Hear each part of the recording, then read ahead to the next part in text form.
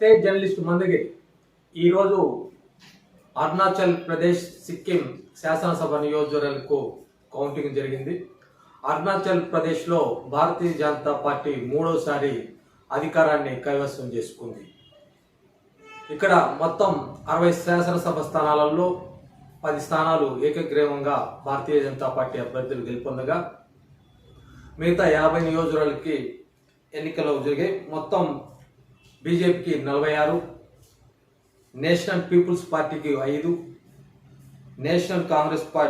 Nationalist Congress పార్టీకి 3, peoples party of అరుణాచల్కి 2, Congress పార్టీకి 1, స్వతంత్రులు 3 విజయం సాధించారు.